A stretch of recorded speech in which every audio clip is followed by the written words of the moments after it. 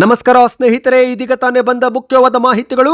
Guarantee ಯೋಜನೆಗಳು ಬಂದಾಗಲ್ಲ, ಶೀಘ್ರದಲ್ಲೇ ಪರಿಷ್ಕರಣೆ ಮಾಡುತ್ತೇವೆ ಎಂದು ಮುಖ್ಯಮಂತ್ರಿ ಡಿ.ಕೆ. ಶಿವಕುಮಾರ್ ಅವರ ಹೇಳಿಕೆ. ವಿಪಕ್ಷದವರು ಮಾಡುತ್ತಿರುವ ಆರೋಪಗಳಲ್ಲಿ ಹುರುಳಿಲ್ಲ ಎಂದಿದ್ದಾರೆ. 2028ರಲ್ಲೂ ನಾವೇ ಅಧಿಕಾರಕ್ಕೆ ಬರುವುದು ನಿಶ್ಚಿತ ಎಂದು ಬೆಳಗಾವಿಯಲ್ಲಿ ಡಿ.ಕೆ. ಶಿವಕುಮಾರ್ ಅವರ ಭಾಷಣ. ಮತ್ತೊಂದೆಡೆಯಲ್ಲಿ ಗೃಹಲಕ್ಷ್ಮಿ ಯೋಜನೆಯಲ್ಲಿ ವಂಚನೆ, ಎಚ್ಚರಿಕೆ ಕೊಟ್ಟ ಮಹಿಳಾ ಮತ್ತು ಮಕ್ಕಳ ಅಭಿವೃದ್ಧಿ ಇಲಾಖೆ. ಗೃಹಲಕ್ಷ್ಮಿ ಯೋಜನೆ ಫಲಾನುಭವಿಗಳು ವಿಡಿಯೋ ಸ್ವಲ್ಪನೂ ಸ್ಕಿಪ್ ಮಾಡಬೇಡಿ. ಮತ್ತೊಂದೆಡೆಯಲ್ಲಿ ರಾಜ್ಯ ಸರ್ಕಾರಕ್ಕೆ ಆಟೋ ಚಾಲಕರ ಮತ್ತೊಂದು ಬೇಡಿಕೆ, ಕನಿಷ್ಠ ದರ 50 ರೂಪಾಯಿ ನಿಗದಿಪಡಿಸಿ ಎಂದು ಒತ್ತಾಯ ಮಾಡಿದ್ದಾರೆ. ಏನಿದು ಮಾಹಿತಿ ನೋಡೋಣ. ಇನ್ನು ಅಯೋಧ್ಯ ರಾಮ ಮಂದಿರ ಹುಂಡಿ ಕಳ್ಳತನ ಎಫೆಕ್ಟ್. ಎಚ್ಚೆತ್ತುಕೊಂಡ ರಾಜ್ಯ ಸರ್ಕಾರ ರಾಜ್ಯದ ಎಲ್ಲಾ ಮುಜರಾಯಿ ದೇಗುಲದಲ್ಲಿ ಇಂಚಿಂಚು ಸ್ಥಳದಲ್ಲಿ ಸಿಸಿಟಿವಿ ಕಡ್ಡಾಯ ಎನ್ನುವ ಆದೇಶ ಹೊರಡಿಸಲಾಗಿದೆ. ಆ ಬಗ್ಗೆಯೂ ಕೂಡ ನೋಡೋಣ ಸ್ನೇಹಿತರೆ.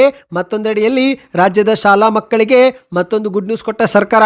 ಶೂ ಮತ್ತು ಸಾಕ್ಸ್ ವಿತರಣೆಗೆ ಶಿಕ್ಷಣ ಇಲಾಖೆಯಿಂದ ಮಾರ್ಗಸೂಚಿ ಪ್ರಕಟ. ಯಾರಿಗೆ ಕೊಡುತ್ತಾರೆ ಎಂಬುದನ್ನು ಕೂಡ ನೋಡೋಣ. ಇನ್ನು ಜುಲೈ 13ರಂದು ಬೃಹತ್ ಪ್ರತಿಭಟನೆ. ಓಲಾ ಉಬರ್ ವಿರುದ್ಧ ಕ್ಯಾಬ್ ಚಾಲಕರು ಕೆಂಡ ಕಾರಿದ್ದಾರೆ. ಏನಿದು ಮಾಹಿತಿ?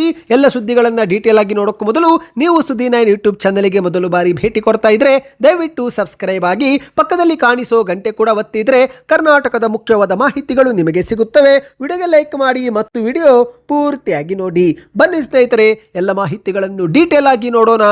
ರಾಜ್ಯದ ಕಾಂಗ್ರೆಸ್ ಸರ್ಕಾರ ಜಾರಿಗೆ ತಂದಿರುವಂತಹ ಗ್ಯಾರಂಟಿ ಯೋಜನೆಗಳು ಶೀಘ್ರದಲ್ಲೇ ಸ್ಥಗಿತಗೊಳ್ಳಲಿವೆ ಎಂಬ ಸಾರ್ವಜನಿಕ ವಲಯದ ವದಂತಿಗಳಿಗೆ ಮತ್ತು ವಿಪಕ್ಷಗಳ ಟೀಕೆಗೆ ಡಿ.ಕೆ. ಶಿವಕುಮಾರ್ ಅವರು ಬ್ರೇಕ್ ಹಾಕಿದ್ದಾರೆ. ಹೌದು, ಯಾವುದೇ ಕಾರಣಕ್ಕೂ ಗ್ಯಾರಂಟಿ ಯೋಜನೆಗಳನ್ನು ನಿಲ್ಲಿಸುವ ಪ್ರಶ್ನೆ ಇಲ್ಲ ಎಂದು ಬೆಳಗಾವಿಗೆ ಭೇಟಿ ಕೊಟ್ಟಂತ ವೇಳೆ ಡಿ.ಕೆ. ಶಿವಕುಮಾರ್ ಅವರು ಸ್ಪಷ್ಟಪಡಿಸಿದ್ದಾರೆ.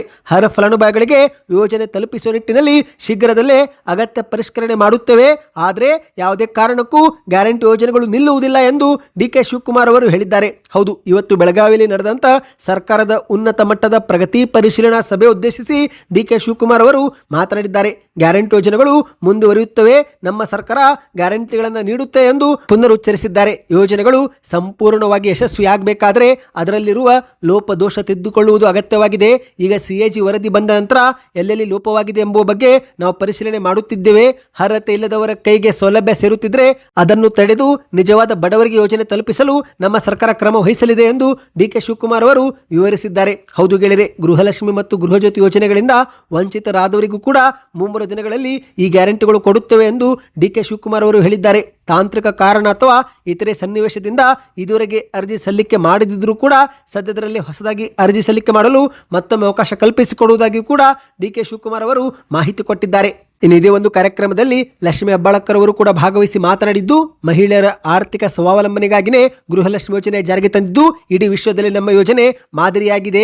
ವಿಶ್ವ ಬ್ಯಾಂಕ್ ಸೇರಿ ಕೇಂದ್ರದ ಸಮಿತಿಯು ಕೂಡ ನಮ್ಮ ಗ್ಯಾರಂಟಿಗಳ ಬಗ್ಗೆ ಮೆಚ್ಚುಗೆ ವ್ಯಕ್ತಪಡಿಸಿದೆ. ಹೀಗಿರುವಾಗ ನಮ್ಮ ಯೋಜನೆ ಕುರಿತು ರಾಜ್ಯದಲ್ಲಿ ವಿಪಕ್ಷಗಳು ಮಾಡುತ್ತಿರುವ ಆರೋಪಗಳಲ್ಲಿ ಯಾವುದೇ ಸತ್ಯಾಂಶವಿಲ್ಲ ಎಂದು ಲಕ್ಷ್ಮೀ ಹೆಬ್ಬಾಳಕರ್ ಅವರು ಹೇಳಿಕೆ ಕೊಟ್ಟಿದ್ದಾರೆ. ಮುಖ್ಯಮಂತ್ರಿ ಆದ ಬಳಿಕ ಡಿ.ಕೆ. ಶಿವಕುಮಾರ್ ಅವರು ಇದೇ ಮೊದಲ ಬಾರಿಗೆ ಬೆಳಗಾವಿಗೆ ಬಂದಿದ್ದು, ಹೀಗಾಗಿ ಸಾಕಷ್ಟು ನಿರೀಕ್ಷೆಗಳು ಹುಟ್ಟಿಕೊಂಡಿವೆ. ಬೆಳಗಾವಿ ರಾಜ್ಯದ ಅತಿದೊಡ್ಡ ಜಿಲ್ಲೆ. ಬೆಳಗಾವಿ ಕರ್ನಾಟಕದ 2ನೇ ರಾಜಧಾನಿ. ಗೋವಾ ಹಾಗೂ ಮುಂಬೈ ಸಮೀಪದಲ್ಲಿರುವ ಕಾರಣ ಕೈಗಾರಿಕಾ ಹೂಡಿಕೆಗೆ ಅತ್ಯಂತ ಸೂಕ್ತ ಪ್ರದೇಶ. ಹಾಗಾಗಿ ಹೆಚ್ಚಿನ ಕೈಗಾರಿಕೆಗಳು ಇಲ್ಲಿ ಸ್ಥಾಪನೆ ಆದರೆ ಉದ್ಯೋಗ ಅವಕಾಶಗಳು ಕೂಡ ಹೆಚ್ಚಲಿವೆ ಎಂದು ಲಕ್ಷ್ಮೀ ಹೆಬ್ಬಾಳಕರ್ ಅವರು ಹೇಳಿಕೆ ಕೊಟ್ಟಿದ್ದಾರೆ. ಇದಾದ ಬಳಿಕ ಮತ್ತೆ ಡಿ.ಕೆ. ಶಿವಕುಮಾರ್ ಅವರು ಮಾತನಾಡಿದ್ದು, 2028ಕ್ಕೆ ಕಾಂಗ್ರೆಸ್ ಸರ್ಕಾರವೇ ಮತ್ತೆ ಅಧಿಕಾರಕ್ಕೆ ಬರುತ್ತೆ ಎಂಬ ಆತ್ಮವಿಶ್ವಾಸ ನನಗಿದೆ. ಹಾಗೇನೆ ಇದೇ ಆತ್ಮವಿಶ್ವಾಸದಲ್ಲಿ ಕಾಂಗ್ರೆಸ್ ಕಾರ್ಯಕರ್ತರು ಕೂಡ ಇದ್ದಾರೆ, ಇರಲೇಬೇಕು ಎಂದು ಡಿ.ಕೆ. ಶಿವಕುಮಾರ್ ಅವರು ಕರೆ ಕೊಟ್ಟಿದ್ದಾರೆ. ಸಿದ್ದರಾಮಯ್ಯನವರ, ಸತೀಶ್ ಜಾರಕಿಹೊಳಿ ಅವರ ಮತ್ತು ನನ್ನ ನೇತೃತ್ವದಲ್ಲಿ 2028ಕ್ಕೆ ಮತ್ತೆ ಕಾಂಗ್ರೆಸ್ ಅನ್ನು ಅಧಿಕಾರಕ್ಕೆ ತಂದೆ ತರುತ್ತೇವೆ ಎಂದು ಡಿ.ಕೆ. ಶಿವಕುಮಾರ್ ಅವರು ಹೇಳಿದ್ದಾರೆ. ಗೃಹಜ್ಯೋತಿ ಮೊದಲ ಗ್ಯಾರಂಟಿ ಯೋಜನೆಯನ್ನು ಇದೇ ಬೆಳಗಾವಿ ನೆಲದಲ್ಲೇ ಘೋಷಣೆ ಮಾಡಲಾಯಿತು. ಅದಕ್ಕೇನೆ ಇದೇ ನೆಲದಲ್ಲಿ ನಿಂತು ಆತ್ಮವಿಶ್ವಾಸದಿಂದ ಹೇಳುತ್ತಿದ್ದೇನೆ, ಮತ್ತೆ ನಾವೇ ಅಧಿಕಾರಕ್ಕೆ ಬರುತ್ತೇವೆ. ಸರ್ಕಾರ ಕೊಟ್ಟ ಮಾತನ್ನು ಉಳಿಸಿಕೊಂಡಿದ್ದು ಜನರ ಬದುಕಿನಲ್ಲಿ ನಾವು ಬದಲಾವಣೆ ತಂದಿದ್ದೇವೆ. ಈ ಒಂದು ಹಿಂದೆ ಇದ್ದಂತಹ ಬಿಜೆಪಿ ಸರ್ಕಾರ ಜನಪರವಾದ ಒಂದೇ ಒಂದು ತೀರ್ಮಾನವೂ ಕೂಡ ಮಾಡಲಿಲ್ಲ. ಆದರೆ ಅವರು ಭಾವನೆ ಮೇಲೆ ರಾಜಕಾರಣ ಮಾಡಿದ್ರು, ನಾವು ಜನರ ಬದುಕಿನ ಮೇಲೆ ರಾಜಕಾರಣ ಮಾಡಿದೆವು ಎಂದು ಡಿ.ಕೆ. ಶಿವಕುಮಾರ್ ಅವರು ಹೇಳಿದ್ದಾರೆ. ಬನ್ನಿ ಸ್ನೇಹಿತರೆ, 2ನೇ ಮಾಹಿತಿಗೆ ಹೋಗೋಣ. ಆಟೋ ಕನಿಷ್ಠ ದರ 50 ರೂಪಾಯಿ ನಿಗದಿಪಡಿಸಿ ಎಂದು ರಾಜ್ಯ ಸರ್ಕಾರಕ್ಕೆ ಬೇಡಿಕೆ ಇಡಲಾಗಿದೆ. ಹೌದು, ಬಸ್ ಟಿಕೆಟ್ ದರ ಸೇರಿದಂತೆ ಹೋಟೆಲ್ ಮತ್ತು ಇತರೆ ವಸ್ತುಗಳ ಬೆಲೆ ಏರಿಕೆಯಾಗಿದ್ದು, ಹಾಗೇನೆ ಆಟೋ ರಿಕ್ಷಾ ಪ್ರಯಾಣದ ಕನಿಷ್ಠ ದರ 35 ರೂಪಾಯಿ ಇದ್ದು 50 ರೂಪಾಯಿಗೆ ಏರಿಕೆ ಮಾಡಬೇಕು ಎಂದು ಆಟೋ ರಿಕ್ಷಾ ಚಾಲಕ ಮತ್ತು ಮಾಲಕ ಸಂಘಟನೆಗಳು ಸರ್ಕಾರಕ್ಕೆ ಆಗ್ರಹ ಮಾಡಿದ್ದಾರೆ. ಹೌದು ಗೆಳೆಯರೆ, ಗ್ಯಾಸು, ಪೆಟ್ರೋಲ್, ಡೀಸೆಲ್ ಸೇರಿದಂತೆ ತೈಲಗಳ ಬೆಲೆ ಏರಿಕೆ ಆದ ಹಿನ್ನೆಲೆಯಲ್ಲಿ ಈಗ ಆಟೋ ರಿಕ್ಷಾಗಳ ಕನಿಷ್ಠ ಮೀಟರ್ ದರವನ್ನು 35 ರೂಪಾಯಿಯಿಂದ 50 ರೂಪಾಯಿಗೆ ಏರಿಸಲೇಬೇಕು ಎಂದು ಸರ್ಕಾರದ ಮುಂದೆ ಬೇಡಿಕೆ ಇಡಲಾಗಿದೆ. ಅಷ್ಟು ಮಾತ್ರವಲ್ಲ, 1 ಕಿಲೋಮೀಟರ್ ದೂರದ ಪ್ರಯಾಣದ ದರ ಪ್ರಸ್ತುತ 20 ರೂಪಾಯಿ ಇದ್ದು ಅದನ್ನು 30 ರೂಪಾಯಿಗೆ ಏರಿಸಬೇಕು. ಇದರ ಜೊತೆಗೆ ಆಟೋ ರಿಕ್ಷಾಗಳಲ್ಲಿ ವೇಟಿಂಗ್ ಸಮಯ 15 ನಿಮಿಷದಿಂದ 10 ನಿಮಿಷಕ್ಕೆ ಕೆಳಗೆ ಇಳಿಸಬೇಕು ಎಂದು ಆಗ್ರಹವೂ ಕೂಡ ಮಾಡಲಾಗಿದೆ. ಹೌದು, 2022ರ ಬಳಿಕ ಆಟೋ ರಿಕ್ಷಾ ದರ ಪರಿಷ್ಕರಣೆ ಮಾಡಿಲ್ಲ. ಮಧ್ಯಪ್ರಾಚ್ಯ ಯುದ್ಧದ ಕಾರಣಕ್ಕೆ ಈಗ ಇಂಧನಗಳ ಬೆಲೆಯೂ ಕೂಡ ಏರಿಕೆಯಾಗಿದ್ದು ವಾಹನಗಳ ಬಿಡಿ ಭಾಗದಲ್ಲೂ ಕೂಡ ಬೆಲೆಗಳು ಹೆಚ್ಚಳವಾಗಿದೆ. ದಿನನಿತ್ಯದ ವಸ್ತುಗಳ ಬೆಲೆಯೂ ಕೂಡ ಭಾರಿ ಪ್ರಮಾಣದಲ್ಲಿ ಏರಿಕೆಯಾಗಿದೆ. ಹಾಗಾಗಿ ಇದೀಗ ಆಟೋ ರಿಕ್ಷಾ ಪ್ರಯಾಣ ದರವು ಕೂಡ ಕನಿಷ್ಠ 50 ರೂಪಾಯಿ ಏರಿಕೆ ಆಗಲೇಬೇಕು ಎಂದು ಬೇಡಿಕೆ ಇಟ್ಟಿದ್ದಾರೆ. ಈ ಬಗ್ಗೆ ನಿಮ್ಮ ಅನಿಸಿಕೆಯನ್ನು ಕಮೆಂಟ್ ಮಾಡಿ ಸ್ನೇಹಿತರೆ. ಬನ್ನಿ ಈಗ ಮತ್ತೊಂದು ಮಾಹಿತಿಗೆ ಹೋಗೋಣ. ಅಯೋಧ್ಯೆಯಲ್ಲಿರುವ ರಾಮ ಮಂದಿರದ ಹುಂಡಿ ಕಳ್ಳತನವಾಗಿದ್ದು ಇದರಿಂದ ಎಚ್ಚೆತ್ತುಕೊಂಡ ರಾಜ್ಯ ಸರ್ಕಾರ ಎಲ್ಲಾ ದೇವಾಲಯಗಳಲ್ಲಿ ಇಂಚಿಂಚು ಸ್ಥಳದಲ್ಲಿ ಸಿಸಿಟಿವಿ ಅಳವಡಿಕೆ ಮಾಡುವುದು ಕಡ್ಡಾಯ ಎನ್ನುವ ಆದೇಶ ಹೊರಡಿಸಿದೆ. ಹೌದು ಗೆಳೆಯರೆ, ಅಯೋಧ್ಯೆಯಲ್ಲಿ ರಾಮ ಮಂದಿರ ಹುಂಡಿ ಕಳುವು ಪ್ರಕರಣ ಬೆನ್ನಲ್ಲೇ ಕರ್ನಾಟಕದಲ್ಲಿ ಎಲ್ಲಾ ಮುಜರಾಯಿ ಇಲಾಖೆ ದೇವಾಲಯಗಳಲ್ಲಿ ಅಂತಹ ಘಟನೆ ನಡೆದಂತೆ ಸರ್ಕಾರ ಮೊದಲೇ ಕ್ರಮ ತೆಗೆದುಕೊಂಡಿದೆ. ಹೌದು, ಎಲ್ಲಾ ಮುಜರಾಯಿ ದೇವಸ್ಥಾನಗಳಲ್ಲಿ ಕಡ್ಡಾಯವಾಗಿ ಸಿಸಿಟಿವಿ ಅಳವಡಿಸಬೇಕು ಎಂದು ಮುಖ್ಯಮಂತ್ರಿ ಡಿಕೆ ಶಿವಕುಮಾರ್ ಅವರು ಆದೇಶ ಹೊರಡಿಸಿದ್ದಾರೆ. ಬೆಳಗಾವಿಗೆ ಭೇಟಿ ಕೊಟ್ಟ ವೇಳೆ ಸುದ್ದಿಗೋಷ್ಠಿಯಲ್ಲಿ ಮಾತನಾಡಿದಂತ ಮುಖ್ಯಮಂತ್ರಿ ಡಿಕೆ ಶಿವಕುಮಾರ್ ಅವರು ಮುಜರಾಯಿ ದೇಗುಲಗಳಲ್ಲಿ ಕಡ್ಡಾಯವಾಗಿ ಸಿಸಿಟಿವಿ ಕ್ಯಾಮೆರಾ ಅಳವಡಿಸಬೇಕು. ಈ ಕ್ಯಾಮೆರಾಗಳನ್ನು ಜಿಲ್ಲಾಧಿಕಾರಿ, ಪೊಲೀಸ್ ವರಿಷ್ಠಾಧಿಕಾರಿ ಹಾಗೂ ಪೊಲೀಸ್ ಠಾಣೆಗಳಿಗೆ ನೇರ ಸಂಪರ್ಕ ಕಲ್ಪಿಸಬೇಕು ಎಂದು ಸೂಚನೆ ಕೊಟ್ಟಿದ್ದಾರೆ. ವಿಶೇಷವಾಗಿ ಹುಂಡಿ ಇರುವ ಸ್ಥಳ, ಹಣ ಎಣಿಕೆ ಮಾಡುವಂತಹ ಸ್ಥಳ ಸೇರಿದಂತೆ ಎಲ್ಲಾ ಭಾಗಗಳಲ್ಲಿ ಸಿಸಿಟಿವಿ ಹಾಕಲೇಬೇಕು. ದೇಗುಲದ ಚಟುವಟಿಕೆ ಮೇಲೆ ದಿನದ 24 ಗಂಟೆ ನಿಗಾಯನ್ನು ಮುಂದೆ ಇಡಬೇಕು ಎಂದು ಕರೆ ಕೊಟ್ಟಿದ್ದಾರೆ ಸ್ನೇಹಿತರೆ. ಹೌದು, ಇತ್ತೀಚೆಗೆ ದೇವಾಲಯಗಳಲ್ಲಿ ನಡೆದಂತ ದೇಣಿಗೆ ಕಳುವು ಪ್ರಕರಣ ಸರ್ಕಾರಕ್ಕೆ ಮತ್ತು ಭಕ್ತರಿಗೆ ಮಾನಸಿಕ ಆಘಾತ ಉಂಟು ಮಾಡಿದೆ. ಹೌದು, ಯಾಕಂದ್ರೆ ಭಕ್ತರು ಭಕ್ತಿ ಭಾವದಿಂದ ಕಾಣಿಕೆ, ಹಣ ಹಾಗೂ ಬೆಳ್ಳಿ ಸೇರಿದಂತೆ ಅಮೂಲ್ಯ ವಸ್ತುಗಳನ್ನು ಸಮರ್ಪಿಸುತ್ತಾರೆ. ಆದರೆ ಈ ಒಂದು ವಸ್ತುಗಳು ಇತರರ ಪಾಲಾಗುತ್ತಿದ್ದು ಹಾಗಾಗಿ ಸರ್ಕಾರ ಈಗ ಮುನ್ನೆಚ್ಚರಿಕೆ ಕ್ರಮವಾಗಿ ಎಲ್ಲಾ ಜಾಗಗಳಲ್ಲಿ ಸಿಸಿಟಿವಿ ಅಳವಡಿಕೆ ಕಡ್ಡಾಯ ಮಾಡಿದೆ. ಅಂದ್ರೆ 24 ಗಂಟೆಗಳು ಕಾಲ ಯಾರು ಏನೇ ಮಾಡಿದ್ರು ಎಲ್ಲವನ್ನು ಕೂಡ ನೋಡಬಹುದಾಗಿದೆ. ಹೌದು, ಪ್ರಮುಖವಾಗಿ ಸ್ನೇಹಿತರೆ, ದೇವಾಲಯಗಳಲ್ಲಿ ಗರ್ಭಗುಡಿ ಸಮೀಪ, ಕಾಣಿಕೆ ಪೆಟ್ಟಿಗೆಗಳ ಬಳಿ, ಕಾಣಿಕೆ ತೆರೆಯುವ ಸ್ಥಳ ಮತ್ತು ಹಣ ಎಣಿಕೆ ಮಾಡುವ ಕೊಠಡಿ ಸೇರಿ ಹಣ ಸಂಗ್ರಹಿಸುವ ಎಲ್ಲಾ ಸ್ಥಳಗಳಲ್ಲಿ ಇನ್ನು ಮುಂದೆ ಕಡ್ಡಾಯವಾಗಿ ಸಿಸಿಟಿವಿ ಕ್ಯಾಮೆರಾವನ್ನ ಅಳವಡಿಸಲಾಗುತ್ತಿದೆ. ಬನ್ನಿ ಗೆಳೆಯರೆ, ಮತ್ತೊಂದು ಮಾಹಿತಿಗೆ ಹೋಗೋಣ.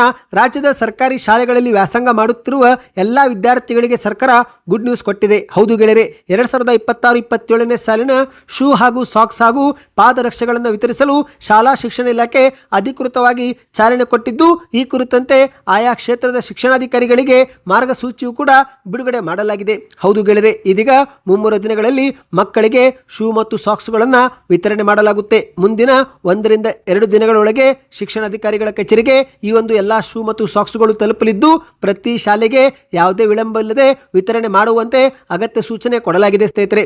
ಆದರೆ ಇದು ಕೇವಲ ಸರ್ಕಾರಿ ಶಾಲಾ ಮಕ್ಕಳಿಗೆ ಮಾತ್ರ ಈ ಒಂದು ಭಾಗ್ಯ ಸಿಗಲಿದೆ. ಹೌದು ಗೆಳೆಯರೆ, ಈ ಬಾರಿ ಶೂ ಮತ್ತು ಸಾಕ್ಸ್ ಜೊತೆಗೆ ಪಾದರಕ್ಷೆಗಳನ್ನು ಕೊಡುತ್ತಿರುವುದು ವಿಶೇಷವಾಗಿದೆ. ಆಯಾ ಮಕ್ಕಳ ಅಳತೆವಾರು ವೇಳಾಪಟ್ಟಿ ಸಿದ್ಧಪಡಿಸಿ ವಿತರಣೆಗೆ ಕ್ರಮ ತೆಗೆದುಕೊಳ್ಳಬೇಕು ಎಂದು ಶಿಕ್ಷಣ ಅಧಿಕಾರಿಗಳಿಗೆ ಸೂಚನೆ ಕೊಡಲಾಗಿದೆ. ಒಂದು ವೇಳೆ ಪಾದರಕ್ಷೆಗಳ ವಿತರಣೆ ನಂತರ ವಿದ್ಯಾರ್ಥಿಗಳಲ್ಲಿ ಅಳತೆಯಲ್ಲಿ ಯಾವುದಾದರೂ ವ್ಯತ್ಯಾಸ ಸಮಸ್ಯೆ ಕಂಡು ಬಂದರೆ ಆಗ ಲಭ್ಯವಿರುವ ದಾಸ್ತಾನುದಲ್ಲಿಯೇ ಇದನ್ನು ಇತ್ಯರ್ಥಪಡಿಸಲು ಕ್ರಮ ತೆಗೆದುಕೊಳ್ಳಬೇಕು ಎಂದು ಕೂಡ ಹೇಳಲಾಗಿದೆ ಸ್ನೇಹಿತರೆ. ಬನ್ನೀಗ ಮತ್ತೊಂದು ಮಾಹಿತಿಗೆ ಹೋಗೋಣ. ಇದೀಗ ಓಲಾ ಊಬರ್ ವಿರುದ್ಧ ಕ್ಯಾಬ್ ಚಾಲಕರು ಕಂಡಕಾರಿದ್ದು ಜುಲೈ 13ರಂದು ಬೃಹತ್ ಪ್ರತಿಭಟನೆಗೆ ಕರೆ ಕೊಡಲಾಗಿದೆ. ಹೌದು, ಅಪ್ಲಿಕೇಶನ್ ಆಧಾರಿತ ಓಲಾ ಊಬರ್ ಕಂಪನಿಗಳು ಟ್ಯಾಕ್ಸಿ ಚಾಲಕರಿಗೆ ನೀಡುವ ಕಡಿಮೆ ಪಾವತಿ ವಿರೋಧಿಸಿ ಆಟೋ ಮತ್ತು ಟ್ಯಾಕ್ಸಿ ಚಾಲಕ ಸಂಘಟನೆಗಳು ಇದೇ ಜುಲೈ 13ಕ್ಕೆ ಬೃಹತ್ ಪ್ರತಿಭಟನೆಗೆ ಕರೆ ಕೊಟ್ಟಿವೆ. ಆ ದಿನದಂದು ಬೆಂಗಳೂರು ಸೇರಿದಂತೆ ರಾಜ್ಯದಲ್ಲಿ ಟ್ಯಾಕ್ಸಿ ಹಾಗೂ ಆಟೋಗಳ ಸಂಚಾರದಲ್ಲಿ ವ್ಯತ್ಯಯ ಉಂಟಾಗುವ ಸಾಧ್ಯತೆ ಇದೆ. ಹೌದು ಗೆಳೆಯರೆ, ಬೆಂಗಳೂರಿನಂತಹ ದಟ್ಟಣೆ ಹೆಚ್ಚಿರುವ ನಗರಗಳಲ್ಲಿ ಹಗಲು ರಾತ್ರಿ ಎನ್ನದೆ ಕ್ಯಾಬ್ ಚಾಲಕರು ಕಾರು ಓಡಿಸುತ್ತಿದ್ದಾರೆ. ಆದರೆ ಅವರಿಗೆ ಓಲಾ ಊಬರ್ ಕಂಪನಿಗಳು ಸರ್ಕಾರದ ನೀತಿ ಉಲ್ಲಂಘಿಸಿ ಪ್ರತಿ ಕಿಲೋಮೀಟರ್ಗೆ 24 ರೂಪಾಯಿ ಕೊಡುವ ಬದಲಾಗಿ ಕೇವಲ 17 ರೂಪಾಯಿ ಮಾತ್ರ ಪಾವತಿ ಮಾಡುತ್ತಿದ್ದು ಹಾಗಾಗಿನೇ ಕಂಪನಿಗಳ ನಿರ್ಧಾರಕ್ಕೆ ಚಾಲಕರು ಕಂಗಾಲಾಗಿ ಹೋಗಿದ್ದಾರೆ. ಕಷ್ಟಪಟ್ಟು ದುಡಿದರೂ ಕೂಡ ಕೈಗೆ ಏನು ಸಿಗುತ್ತಿಲ್ಲ, ಸಂಕಷ್ಟ ಅನುಭವಿಸಬೇಕಾಗಿದೆ ಎಂದು ಆಕ್ರೋಶ ವ್ಯಕ್ತಪಡಿಸಿದ್ದಾರೆ. ಹೌದು, ಕಷ್ಟಪಟ್ಟು ಚಾಲಕರು ಸಾಲ ಶೂಲ ಮಾಡಿ ಲಕ್ಷಾಂತರ ರೂಪಾಯಿ ಕೊಟ್ಟು ಹೊಸ ಕಾರು ಇಲ್ಲವೇ ಸೆಕೆಂಡ್ ಹ್ಯಾಂಡ್ ಕಾರನ್ನು ಖರೀದಿ ಮಾಡ್ತಾರೆ. ಅವುಗಳನ್ನು ಓಲಾ ಊಬರ್ ಕಂಪನಿ ಜೊತೆಗೆ ಜಾಯಿಂಟ್ ಮಾಡಿ ಒಂದಷ್ಟು ಹಣ ದುಡಿಯುವ ಬಗ್ಗೆ ಆಸೆ ಹೊಂದುತ್ತಾರೆ. ಆದರೆ ಈ ಸಮಯದಲ್ಲಿ ಅವರಿಗೆ ಸರಿಯಾದ ಆದಾಯ ಸಿಗುತ್ತಿಲ್ಲ ಎನ್ನುವುದೀಗ ಮುನ್ನೆಲೆಗೆ ಬಂದಿದೆ. ಹೌದು ಗೆಳೆಯರೆ, ಕಂಪನಿಗಳು ಸರ್ಕಾರದ ನೀತಿಯನ್ನು ಪಾಲಿಸುವಂತೆ ಆಗ್ರಹಿಸಿ ಈಗ ಜುಲೈ 13ಕ್ಕೆ ಪ್ರತಿಭಟನೆ ಮಾಡಲು ಮುಂದಾಗಿದ್ದಾರೆ. ದಿನನಿತ್ಯ ಈ ಒಂದು ಕ್ಯಾಬ್ ಟ್ಯಾಕ್ಸಿ ಮೇಲೆ ಅವಲಂಬಿತರಾದಂಥ ಪ್ರಯಾಣಿಕರಿಗೆ ಜುಲೈ 13ರಂದು ಸಮಸ್ಯೆ ಎದುರಾಗುವ ಸಾಧ್ಯತೆ ಇದೆ. ಹಾಗಾಗಿ ಜುಲೈ 13ರಂದು ಮೆಟ್ರೋ ಅಥವಾ BMTC ಅಂತಹ ಸಾರ್ವಜನಿಕ ಸಾರಿಗೆಗಳಲ್ಲಿ ಹೆಚ್ಚಿನ ಜನದಟ್ಟಣೆ ಕಾಣಬಹುದು ಎಂದು ನಿರೀಕ್ಷಿಸಲಾಗಿದೆ. ಸ್ನೇಹಿತರೆ, ಸದ್ಯಕ್ಕೆ ಇಷ್ಟೇ ಇತ್ತು. ಈ ಎಲ್ಲ ಮಾಹಿತಿಗಳು ಇಷ್ಟವಾಗಿದ್ದರೆ ಚಾನಲ್ಗೆ ಸಬ್ಸ್ಕ್ರೈಬ್ ಮಾಡಿಕೊಳ್ಳಿ, ವಿಡಿಯೋಗೆ ಲೈಕ್ ಮಾಡ್ತಾ ವಿಡಿಯೋನ ಶೇರ್ ಮಾಡಿ.